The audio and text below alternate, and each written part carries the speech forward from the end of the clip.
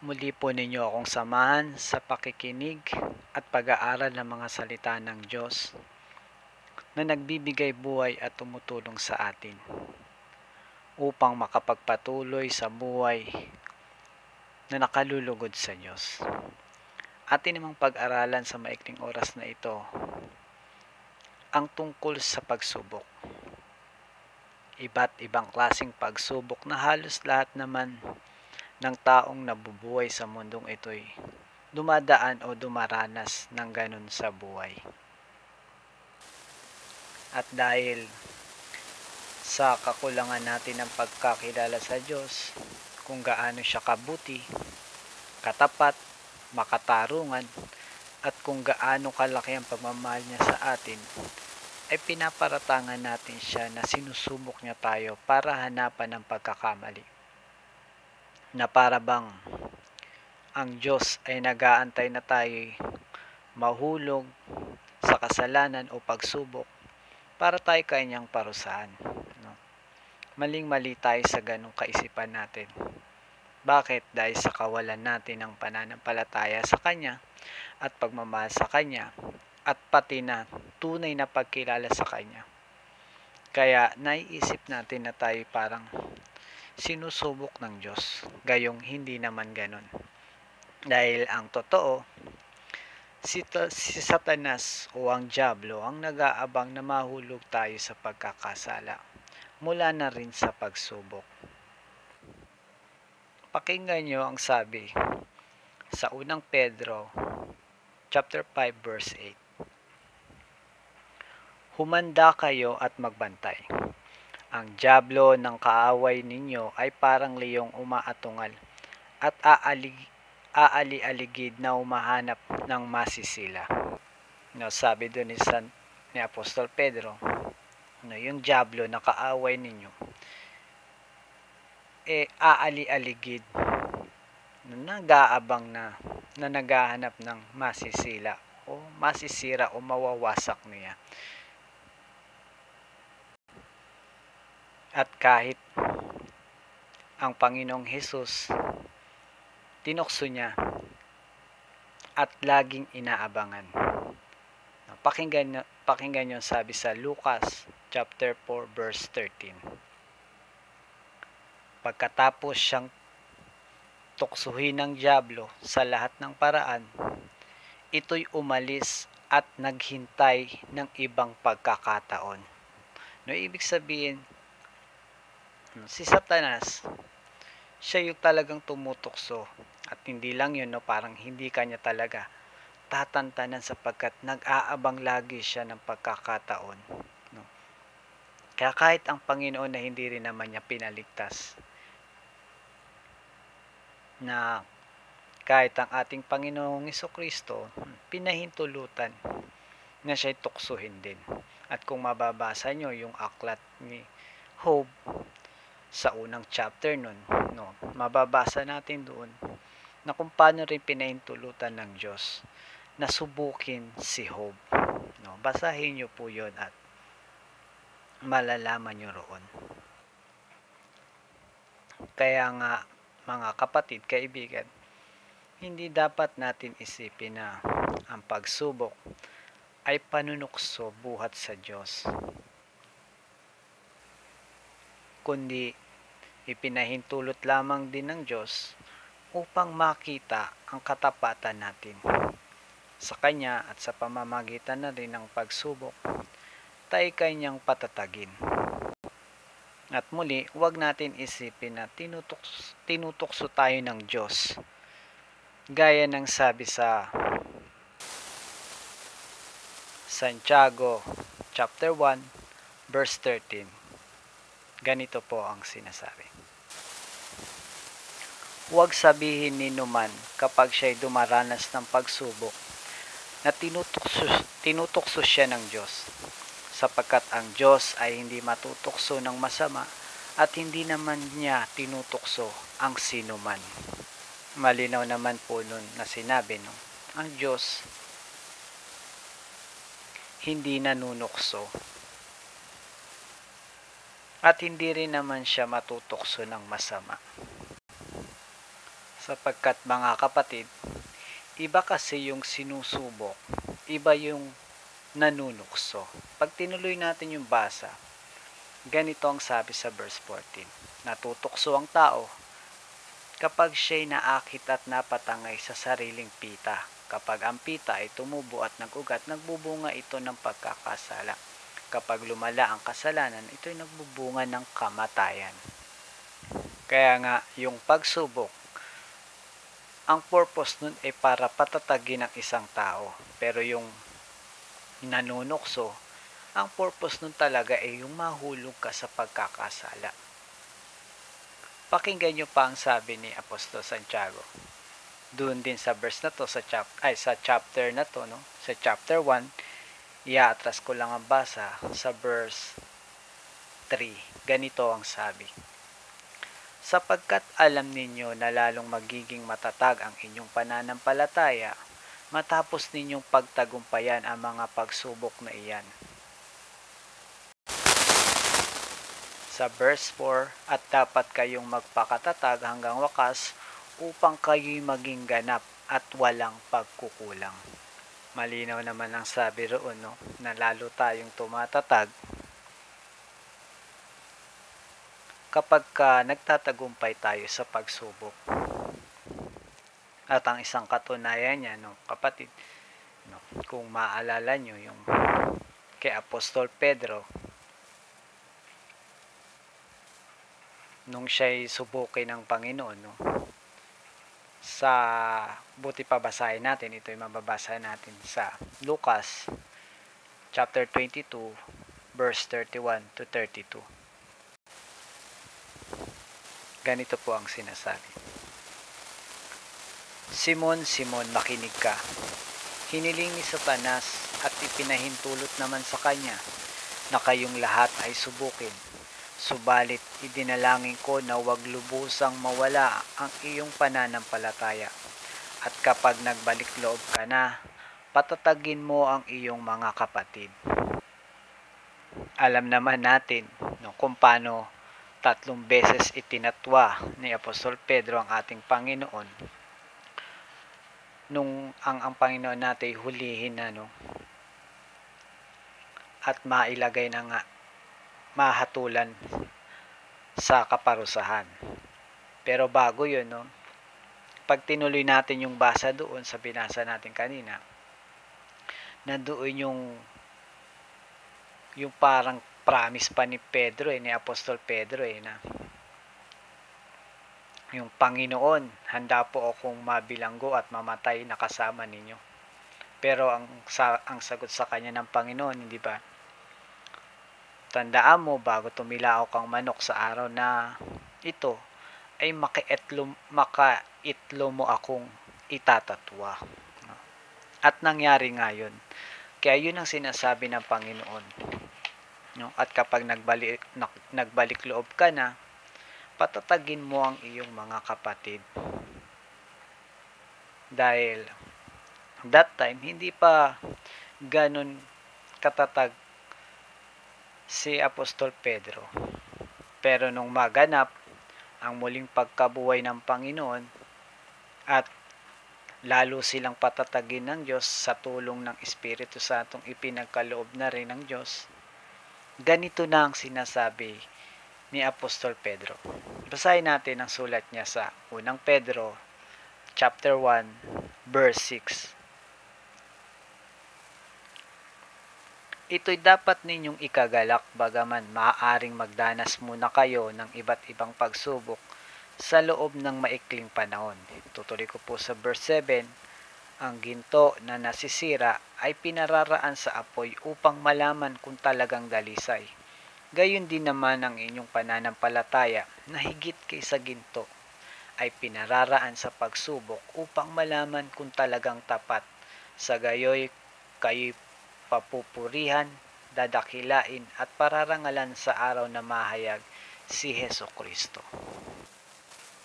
Ang Apostol Pedro na nagsabi na dadaan tayo sa pagsubok. Sinabi niya pa nga, no, sabi doon, maikling panahon lang. Kaya nga tama rin yung sinasabi ng mga kapatid, no, na nagsasabi. Yung problema, dinadaanan lang talaga yan, hindi naman nagtatagal. Ganon din yung mga parang pagsubok sa buhay natin. Hindi naman talaga siya nagtatagal ng panghabang buhay nan. Halos maikling panahon lang din. At sinabi pa ni Apostol Pedro, no? Yun nga, yung pagsubok ay parang pagdadalisay sa ginto para malaman kung ito'y tunay. Gayon din sa atin. Yung pananampalataya natin, pinararaan sa pagsubok upang malaman kung talagang tapat. At tulad nga ng dinanas ni Apostol Pedro, no? Dumaan din siya sa ganun. Nasubok din yung kanyang katapatan. Yun nga binitawan niyang salita sa Panginoon, di ba? Hindi niya yun napanghawakan. Nangangahulugan, hindi siya tapat sa kanyang salita.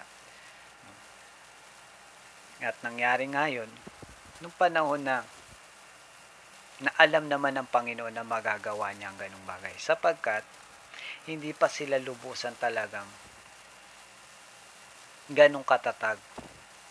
At may isa pang bagay na dapat maganap na masaksiyan nila upang mas lalo silang tumatag. Yun nga yun, no? Yung makita nilang ang Diyos ay dumaan din sa ganong klaseng pagsubok na hirap, na dinanas, pero muling nabuhay.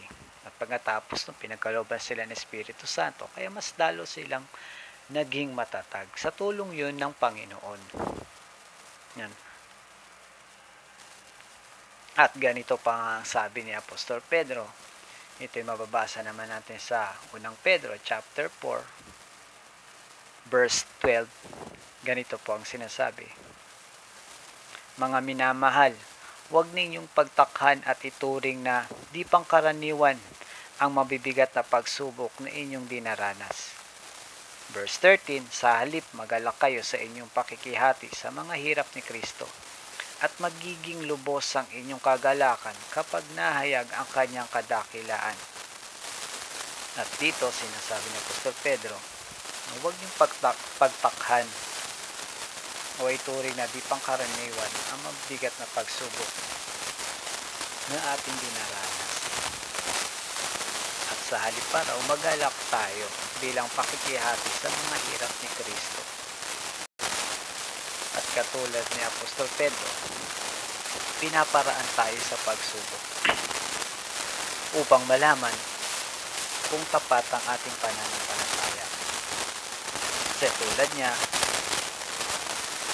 nung una nasubok din ang kanyang katapatan sa Panginoon, ngunit idinilangan siya ng Panginoon na huwag siyang mawalan ng pananalig sa Kanya. Bakit? Dahil alam ng Panginoon kung paano ililigtas ang mga tapat sa Kanya mula sa pagsubok.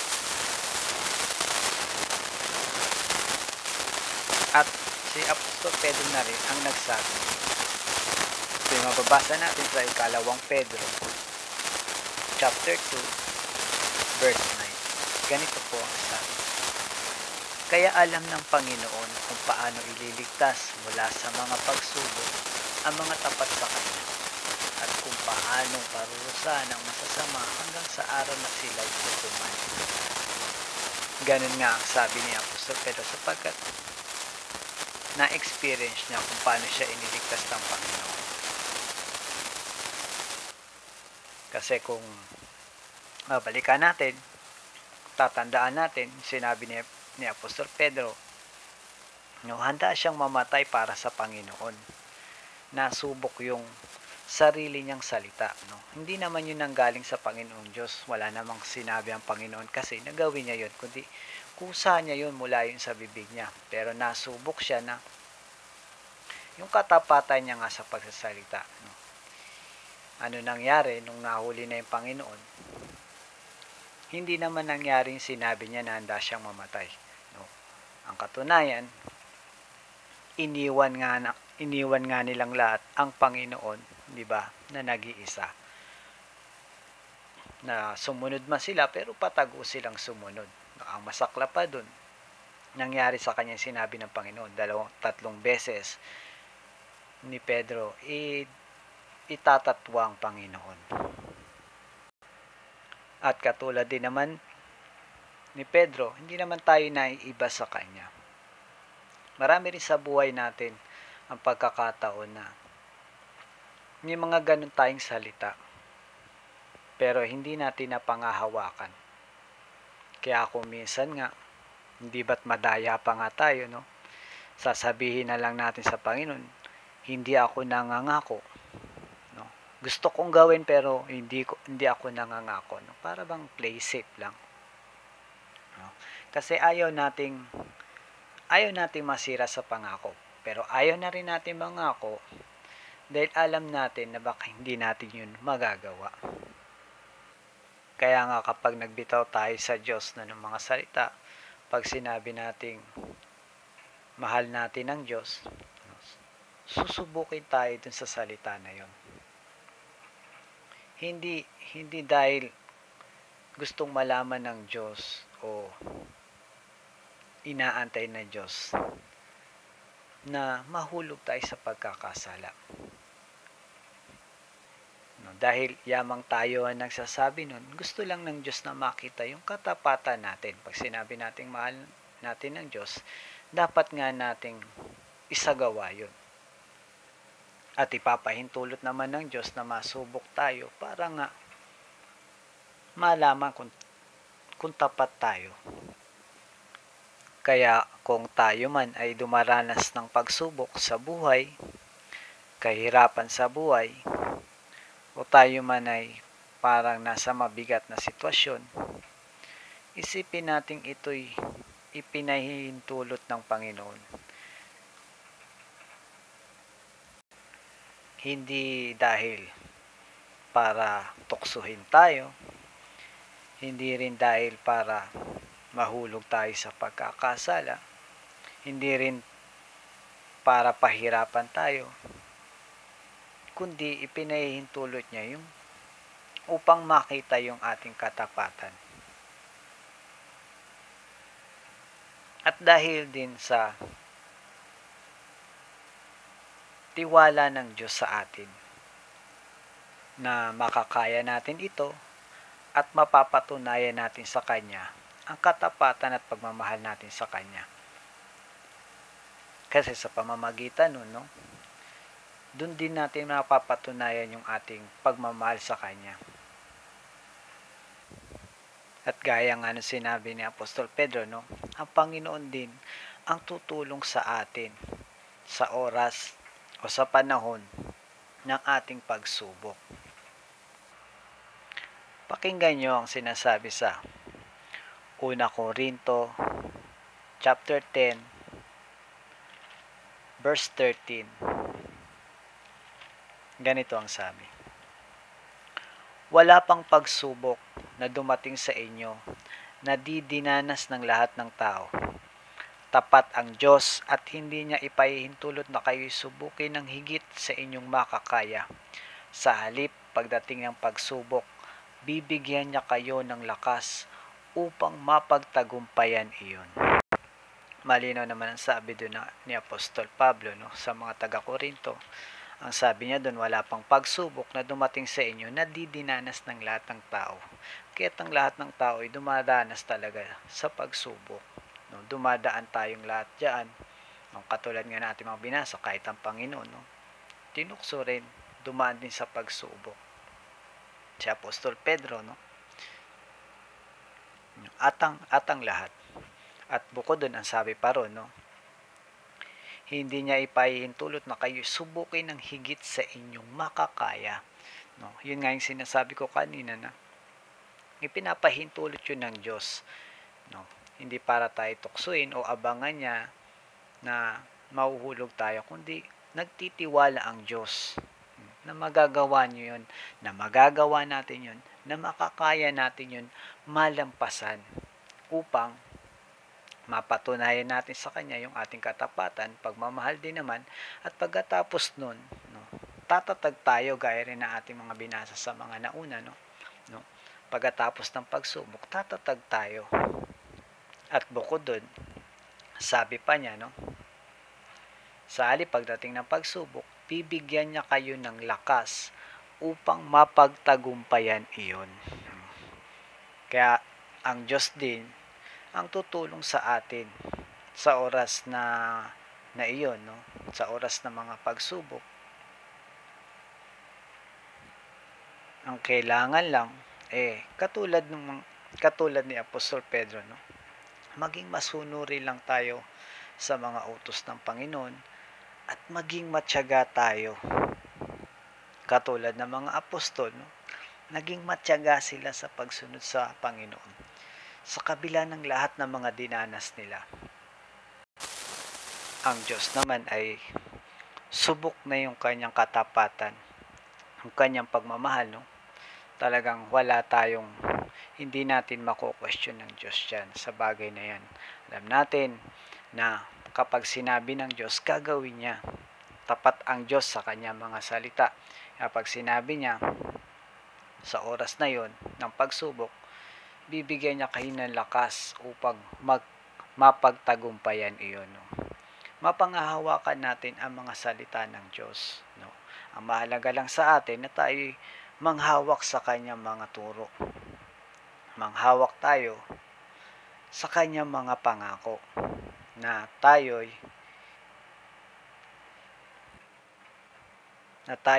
iingatan niya. Pakinggan niyo ang sabi sa Pahayag, chapter 3, verse 10. Ito yung pahayag sa iglesia sa Philadelphia. Ganito ang sabi. Pahayag chapter 3 verse 10. Sapagkat tinupad mo ang aking utos na magtiyaga, iingatan naman kita pagdating ng panahon ng pagsubok sa lahat ng tao sa buong sanlibutan. Ang sabi doon ng Panginoon, no? Iingatan kita pagdating ng pagsubok. Sino yung iingatan? Sapagkat tinupad mo ang aking utos na magtiyaga. Yung taong sumunod sa utos ng Panginoon na magtiyaga. No, kung babalikan natin yung pagbasa, no, iaatras lang natin uli sa verse 8. Ganito kasi po ang sinasabi. Nalalaman ko ang iyong mga gawa. Alam kong kakaunti ang kakayahan mo, ngunit sinunod mo ang aking turo at naging tapat ka sa akin. Kaya't binuksan ko ang isang pinto sa harapan mo at walang sino man makapagsasara nito. Pakinggan mo, padudulugin ko sa iyo at payuyukurin sa harapan mo ang pangkat ni Satanas na nagsisinungaling at nagpapanggap na mga Hudyo, upang malaman nilang iniibig kita. Sapagkat tinupad mo ang aking utos na magtiyaga, iingatan naman kita pagdating ng panahon ng pagsubok sa lahat ng tao sa buong sanlibutan. No? Kaya tayo, no, sikapin natin maging tapat sa Diyos at masunod natin ang lahat ng kanyang ipinag-uutos. Na sa ganun, mapangahawakan natin yung kanyang pangako. Iingatan niya tayo sa lahat ng pagsubok na darating sa lahat ng tao sa buong sanlibutan. Napakalinaw nun, ibig sabihin talagang ang lahat ng tao ay daraan sa pagsubok. Ngunit mapalad yung taong sumusunod sa mga utos ng Panginoon at matyaga na sumusunod sa Kanya at higit sa lahat yung mga tapat sa Kanya. No? Kaya kayo mga tapat sa Diyos, panghawakan ninyo ang pangako ng Panginoon. Iingatan kita sa panahon ng pagsubok. Sa lahat ng tao. Sana po ay mayroon kayong kahit kaunting natutunan sa ating pinag-aralan. At muli, nagpapasalamat ako sa inyong pakikinig. Sana'y patuloy nyo kong samahan sa ating pag-aaral sa mga salita ng Diyos na tunay na may malaking pakinabang at mabuting dulot sa ating buhay at sa ating buhay pananampalataya sa Diyos. Maraming salamat. Hanggang dito na lang po. Sa Diyos ang kapurihan at pasasalamat. Amen.